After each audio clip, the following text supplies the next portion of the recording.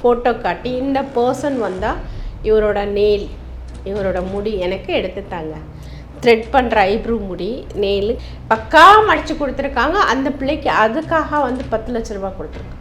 Full security body guards இருக்காங்க. அவன் எடுத்து கொடுத்த 6 மாதத்துல ஆள் காலி. இப்போது ஒருத்தவங்களுக்கு செய்வினை இருக்குன்றதுக்கு என்னென்ன அறிகுறி மேம்? வீட்டில் துளசி செடி இருந்தால் செத்து போகும், மெயினாக மருதாணி செடி இருந்தால் செத்து போகும், நாயோ பூனையோ இருந்தால் இறக்கும், கோழி இருந்தால் திடீர்னு இறக்கும். இவங்கள நோக்கி வந்த பிரச்சனை அதுங்களை காலி பண்ணிட்டு போய் அதுக்கு தேவை ஒரு உசுறு. செய்வினை அட்டாக் இருக்குன்னா அந்த குடும்பத்துக்கு என்ன மாதிரியான நோய்கள் அறிகுறியாக வரும்? மருந்துங்களை வந்து பயன்படுத்தினாலும் அதில் வந்து க்யூர் ஆகாது. அந்த மாதிரி நோய்கள் தான் வரும். ஸ்கின் அலர்ஜி, ஓயாமல் கை கால் வந்து இழுத்துக்கிறது, ஃபுல் ஸ்கின்னே டேமேஜ் ஆகிடும். ஓகே, அப்படியே அந்த பாம்பு தோல் உரிக்கிற மாதிரி செதிலாக. செய்வினையெல்லாம் வந்துட்டு ரொம்ப ஊறி போச்சுன்னா எடுக்கிறது ரொம்ப கஷ்டம் அப்படின்வாங்க. எப்படி ரிமூவ் பண்ணுறது? இது கடவுள் கொடுத்தது இல்லையே. கடவுள் அந்த மாதிரி செய்ய சொல்லலையே. உசுறு கொடுத்து தான் எடுக்கணும். என்னோட பாடிக்கு அதை டிரான்ஸ்ஃபர் பண்ணாதான் ஒன்று ரிலீஃப் பண்ண முடியும். ஐயோ, வாய்ஸ் மாறும், ஃபேஸ் மாறும், நம்மளுக்கு ஹெல்த் இஷ்யூஸ் வரும். அவங்களுக்கு என்னெல்லாம் பண்ணுதோ அது நம்மளுக்கும் வரும். கேன்சருங்கிற நோய் நம்மளுக்கும் வரலாம், பக்கவாதங்கிற நோய் நம்மளுக்கும் வரும். இன்கேஸ் அந்த மந்திரங்கள் பிரயோகம் பண்ண முடியலன்னா அதுலேயே கூட சாகும். தமிழ்மண் நேர்களுக்கு வணக்கம். இன்னைக்கு நம்ம கூட புதுக்கோட்டையை சேர்ந்த மாந்திரிகர் நசீமாமா இருக்காங்க. நசீமாமா அப்படின்னாலே மாந்திரிகத்துக்கு பேர் போனவங்க. ஸோ இவங்க கிட்ட வந்து நம்ம மக்கள் ஆவலை எதிர்பார்த்துட்டு இருக்கக்கூடிய செய்வினையை பற்றி நிறைய விஷயங்கள் நம்ம தெரிஞ்சுக்கலாம். வணக்கம்மா. வணக்கம். செய்வினைன்றது உண்மையா பொய்யம்மா? உண்மை நினச்சா உண்மை, பொய்ன்னு நினச்சா பொய். பட் வந்து அந்த காலத்துலேருந்தே இந்த விஷயங்கள் நடந்துக்கிட்டு இருக்கு, யூஸ் பண்ணிக்கிட்டு தான் இருக்காங்க. இன்னும் செய்கிற மக்கள் செஞ்சுக்கிட்டு தான் இருக்காங்க. எப்படி செய்கிறாங்க, என்ன ரீசனுக்காக செய்கிறாங்கன்றது சொல்ல முடியாது. ஓகே, எக்ஸாம்பிள் சொல்ல போனோன்னா, எதிர் வீட்டில் புருஷன் பொண்டாட்டி நல்லா இருக்காங்க, என் புருஷன் என்ன நல்லா கவனிக்கலைன்னா அவங்க ஃபேமிலியை கெடுத்து விட்ரும். புரியுதுங்களா? அதுக்கு அவங்க ஹாப்பியஸாக இருக்கிறது மற்றவங்களுக்கு பிடிக்கலனாலும் இந்த விஷயங்கள் செய்யலாம்.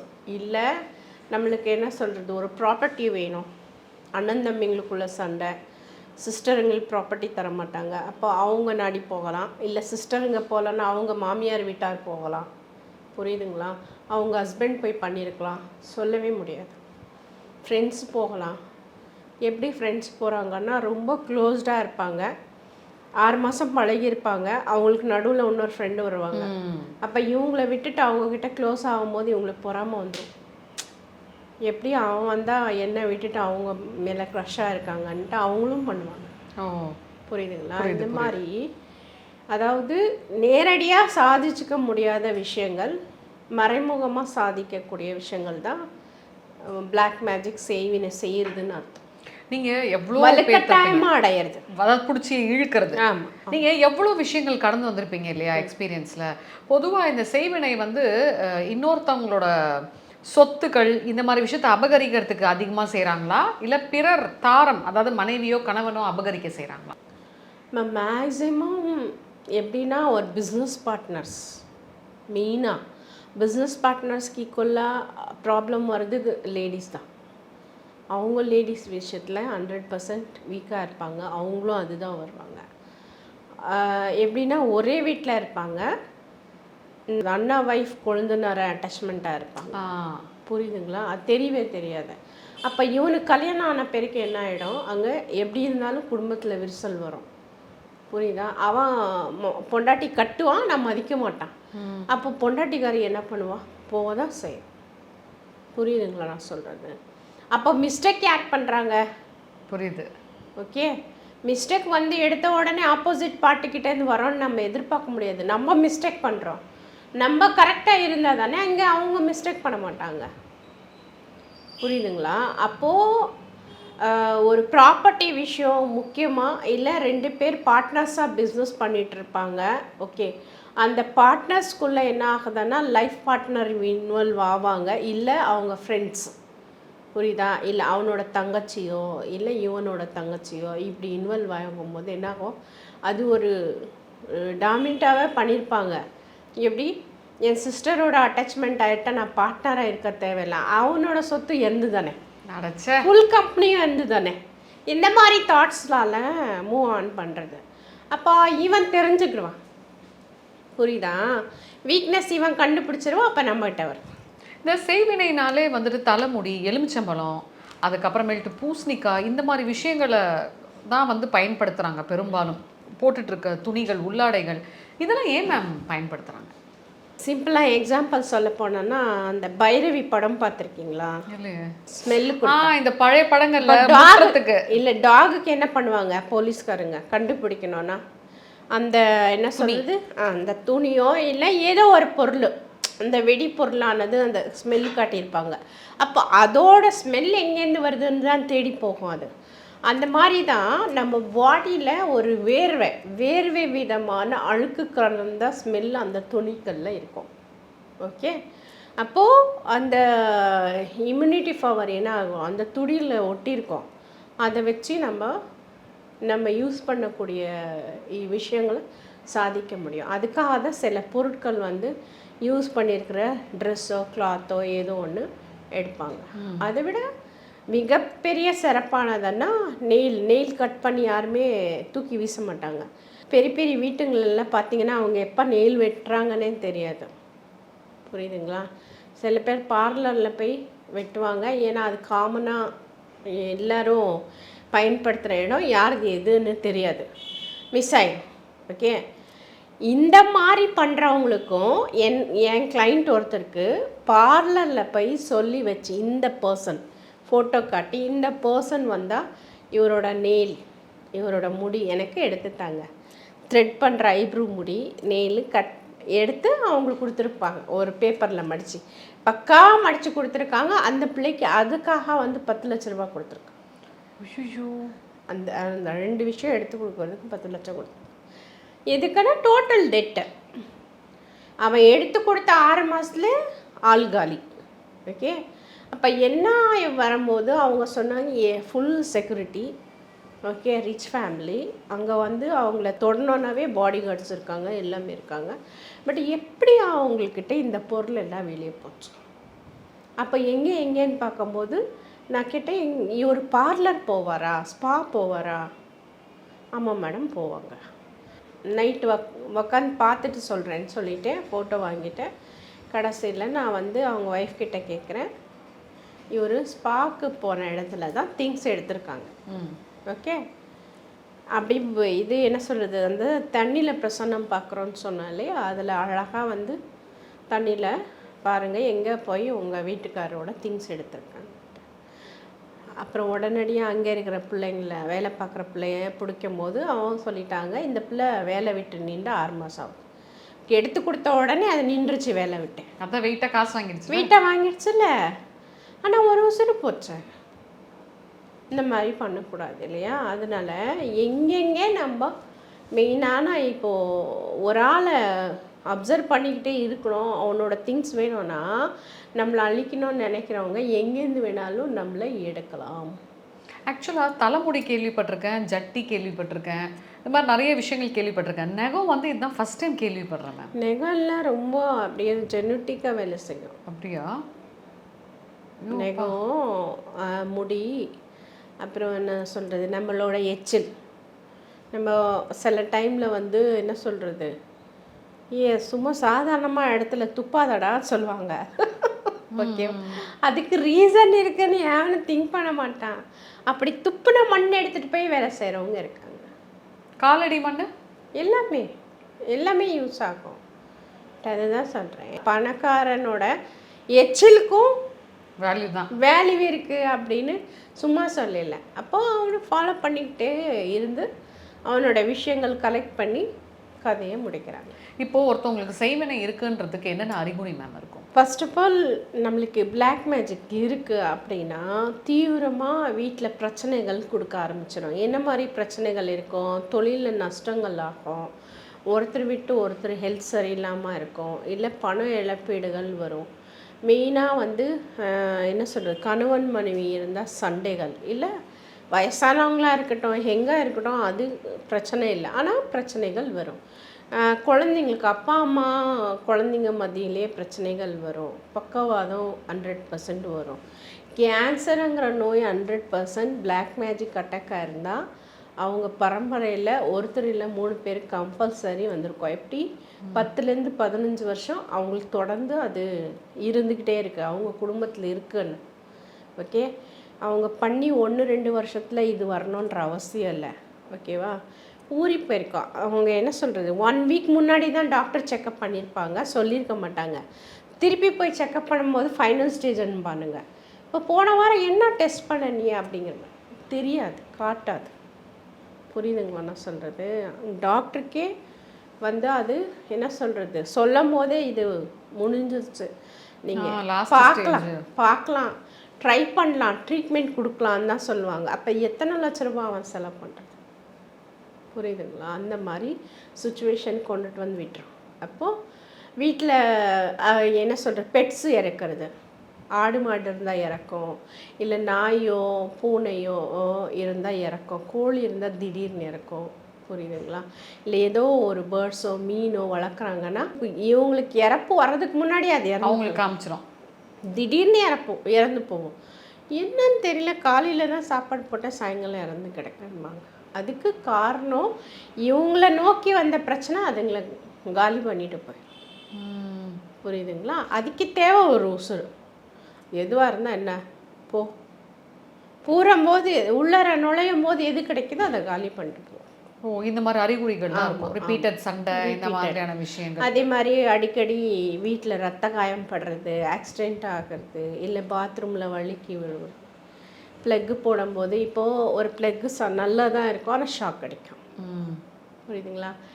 தெளிவாக சொல்லிடுவேன், ஒரு 10 நாளைக்கு 15 நாளைக்கு கவனமாக இருங்க அப்படிங்கிற சொல்லிடுவேன். அதே மாதிரி அவங்க வீட்டு ஆணோ பெண்ணோ திருமணம் ஆயிருந்தால் பிரியுது, கணவன் மனைவி பிரிஞ்சு தனித்தனியாக வாழ்கிறது, இல்லை டைவர்ஸ் ஆகுறது. புரியுது? கம்பல்சரி இந்த மாதிரி நடக்கும். இல்லை கல்யாணம் அப்ரோச் பண்ணுவாங்க, நடக்காமல் போகிறது, மணப்பெண் அமையும் ஆனால் பார்ப்பாங்க போவாங்க, வேணாம் பிடிக்கலன்னு சொல்லிடுவாங்க, ரீசனே இல்லாமல்.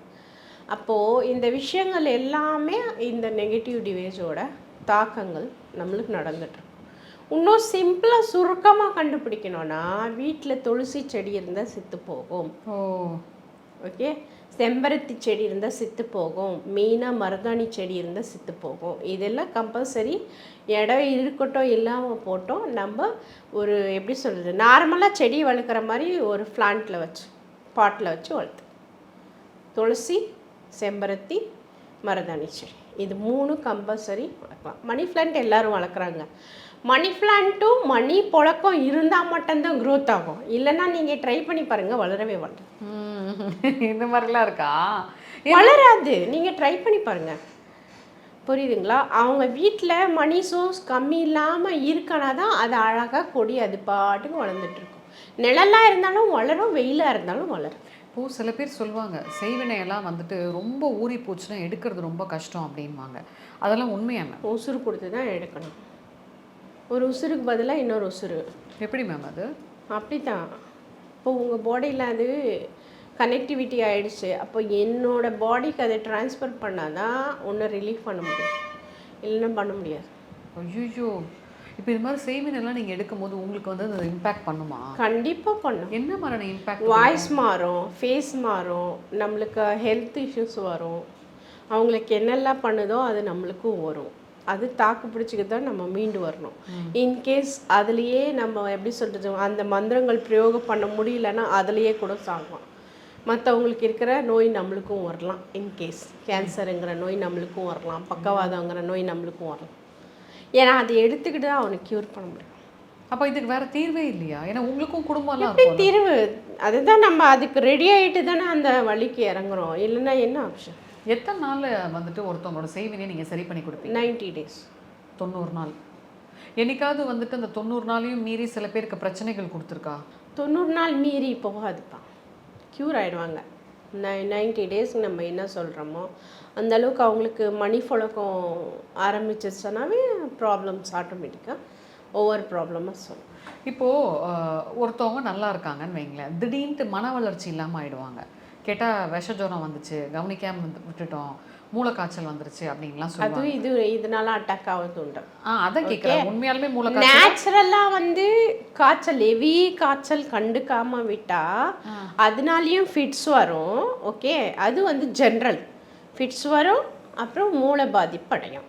ஏன்னா ஓவர் ஹெட்டில் காய்ச்சல் இருந்தாக்கா இதுக்கு சிம்பிளான ட்ரிக்கு டாக்டர்ஸ் என்ன சொல்கிறாங்கன்னா, அப்போதைக்கு ஈரத்துணியில் அவங்க உடம்ப வந்து அழகாக தொடச்சி விடுங்க, இல்லை ஈரத்துண்டை தலையில் போட்டு விடுங்க. ஏன்னா தலைக்கு மூளைக்கு காய்ச்சல் ஏறக்கூடாது. மூளைக்கு ஏறினா தான் பிரெயின் பாதிக்கப்படும்.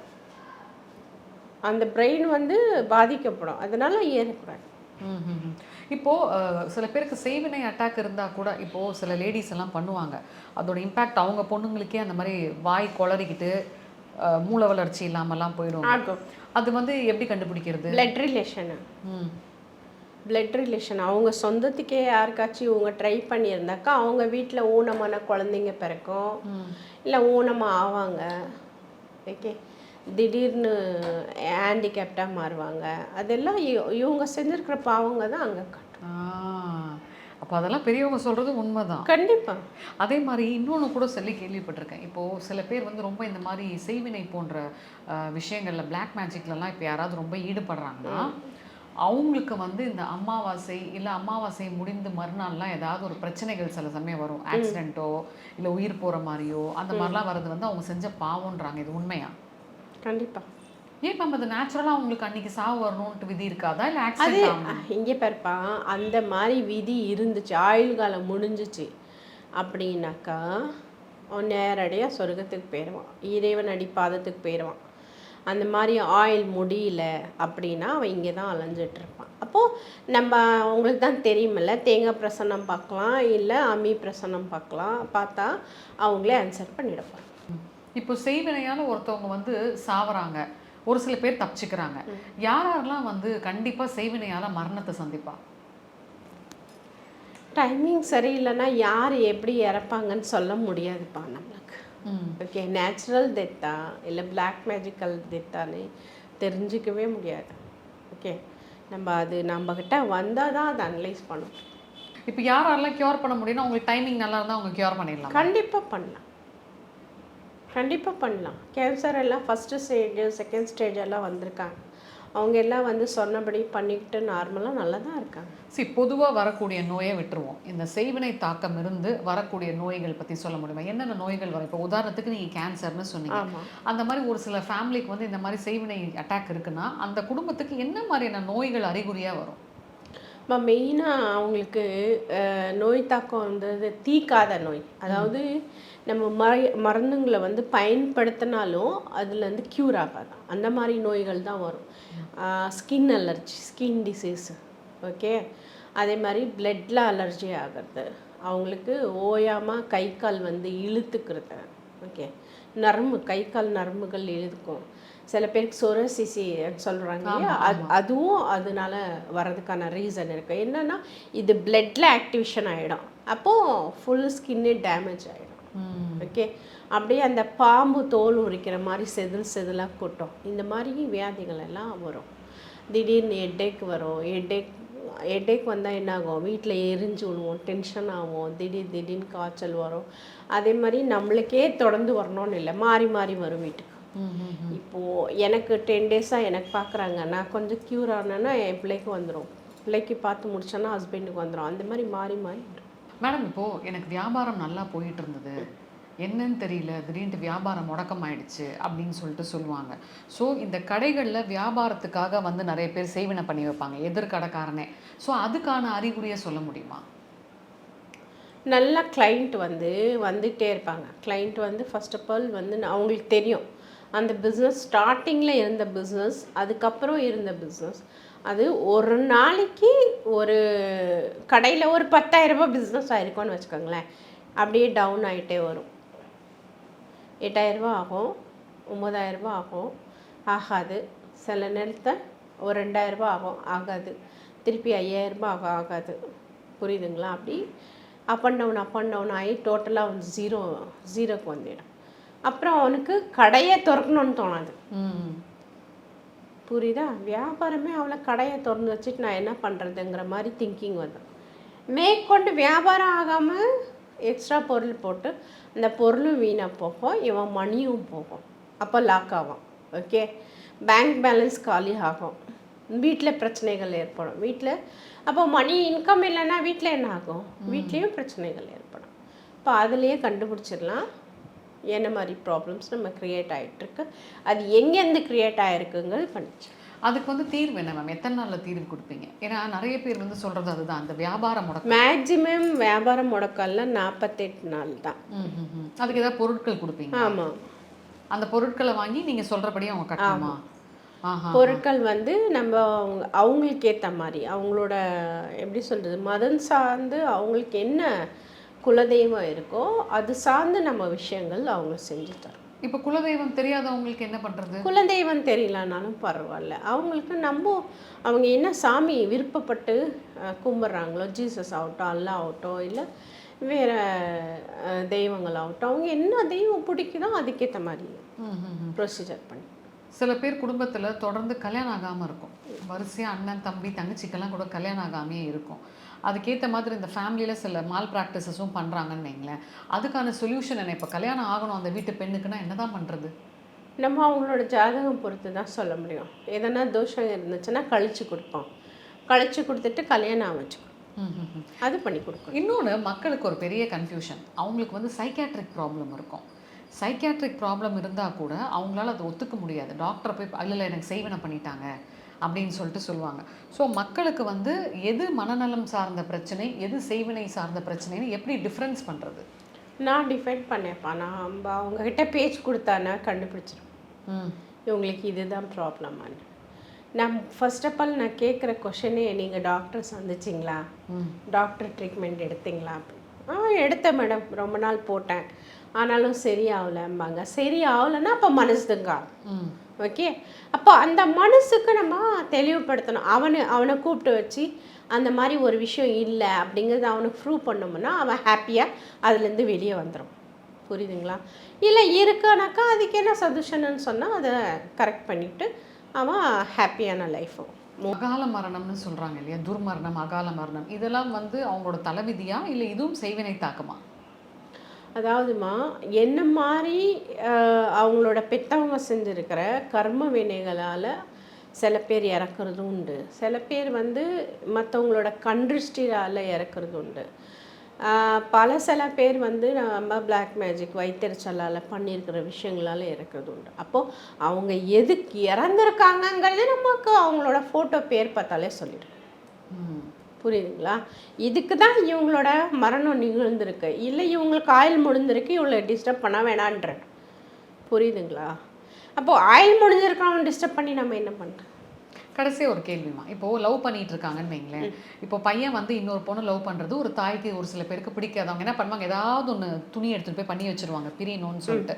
அது வந்து தெரியாமல் இப்போ இந்த பசங்களுக்கு ஒரு 10 வருஷம் 12 வருஷம் ஊறி போச்சுன்னு வைங்களேன், அந்த செய்வினையை ரிமூவே பண்ண முடியாதா? எப்படி ரிமூவ் பண்ணுறது? இது கடவுள் கொடுத்தது இல்லையே, கடவுள் அந்த மாதிரி செய்ய சொல்லலையே. ஊறி போச்சுன்னா அப்போ எடுக்க முடியாது. எப்படி? அதாவது இப்போ ஒரு மனுஷனெல்லாம் க்ரியேட் பண்ணி வச்சது ஒரு பந்து மாதிரின்னு வச்சு, எக்ஸாம்பிள் பிளாஸ்டிக் பேப்பரை நீ மண்ணில் போட்டு மூடினா அழுகுதா? இல்லை, அது எப்படி அழுகும்? அது என்னன்னா அந்த வெயிட்டால் கிழிஞ்சிருக்கமே தவிர்த்து அழுகாது. அப்போ அந்த கிழிஞ்சிருக்கிறதோட தன்மை தான் இவங்க வாழ்க்கையில் பிளாக் மேஜிக்கால் கஷ்டங்கள் படுறத. ஓகே, அதாவது அகெயின் அவங்க என்ன தான் முயற்சி பண்ணாலும் பள்ளத்தில் தான் போய் நிற்பாங்க, மேலுக்கு ஏற மாட்டாங்க. அது மாதிரி அந்த பிளாஸ்டிக் பேப்பரை கலெக்ட் பண்ணி நம்ம இயற்கைக்கு நல்லது இல்லைன்ட்டு அதை என்ன பண்ணுவோம், நெருப்பால் எரித்து அதோட தன்மையை மாற்றுறோம். அந்த நெருப்பால் எரிச்சாலும் அதோட பிளாஸ்டிக்கோட தன்மை பார்த்துக்கோங்க, உருண்டையாய் அப்படியே நிற்குமே தவிர்த்து உருவம் மாறமே தவிர்த்து அழியாது. புரியுதுங்களா? அப்போ அந்த மாதிரி தான் இந்த விஷயமும். இப்போ இதுக்கும் என்ன பண்ணுவோன்னா, அது எடுப்போம், கலெக்ட் பண்ணுவோம், அதோட கேரக்டர் வைஸ் அதோட விஷயங்களை வந்து நம்ம நெருப்பால் அதை அழிக்கிறோம். ஓகே, அப்படி அழிச்சா மட்டும்தான் அது கிளியர் ஆகும், இல்லைன்னா கிளியர் ஆகாது, கண்டினியூ. அப்போ செய்வினை என்பது கண்டிப்பா எவ்வளவுதான் டெக்னாலஜி டெவலப் டெவலப் ஆனாலும் ஆனாலும் கட்டாயம் இருக்கு. இருக்கு. அப்ப எப்பேற்பட்ட செய்வினையா இருந்தாலும் உங்களை வந்து சந்திச்சா நீங்க உடைச்சிருவீங்கல்ல? கண்டிப்பா கிளியர் பண்ணி தருவோம். இல்லை இருக்கு இல்லைங்கிறது கன்ஃபார்மாக சொல்லிடுவோம். Super super. செய்வினையை பத்தி நிறைய விஷயங்கள் சொன்னீங்கம்மா. நன்றி. நன்றி.